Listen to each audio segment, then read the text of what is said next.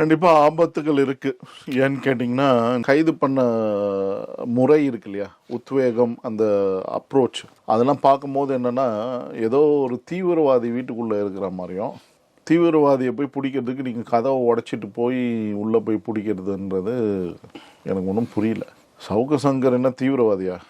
சொல்லுங்க சார். நீங்க YouTuber. YouTuber. ஓ, YouTube தீவிரவாதியா அவரு?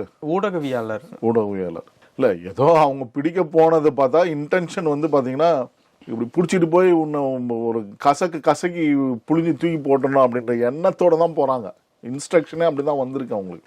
29 கேஸ் போடுறாங்க. இதில் என்ன சொல்கிறாங்கன்னா, விஷயம் என்னன்னு கேட்டிங்கன்னா, புருஷோத்தமன்னு ஒருத்தர் வராரு.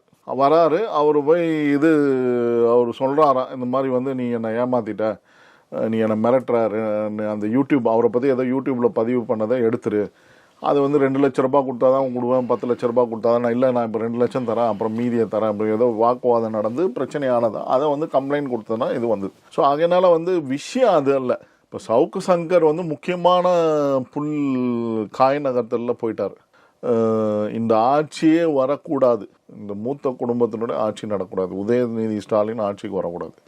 அது ஸ்டாலினே விலகினாலும் யாரும் அவங்க குடும்பத்திலேருந்து ஒருத்தரும் திமுகவே ஆட்சிக்கு வரக்கூடாது அப்படின்ற ரீதியில் தான் அவர் வந்து பேசிக்கிட்டு வந்துட்டு இருக்கார். ஸோ அந்த பிரச்சனை தான் இவங்களுக்கு வந்து ரொம்ப விஸ்வரூபமாக பட்டிருக்கு. அதனால் பார்த்தாங்க, 29 கேஸை போட்டு அப்படியே உண்டு இல்லைன்னு பண்ணிடணும்னு முடிவு பண்ணி தான் என்னென்னா, அவருக்கு என்ன ஆகும்னுலாம் தெரியல. இவரே வரதராஜன் முன்னாள் போலீஸ் ஆஃபீஸரை ரொம்ப நொந்து நூடுல்ஸ் ஆகி போய் தான் வந்தார். வயசானவரை போட்டு கொடுமைப்படுத்தினாங்க. தண்ணி காமிக்காத லெவலில் வந்து சாப்பாடு சரியில்லை, ஒன்றும் சரியில்லை, எதுவுமே சரியில்லை. வந்து வெளியில் வந்து ஒரு 10 நாள் வந்து ட்ரீட்மெண்ட் எடுத்துகிட்டு தான் வெளியே வந்தார். அந்த லெவலில் அவரை ட்ரீட் பண்ணியிருக்காங்க.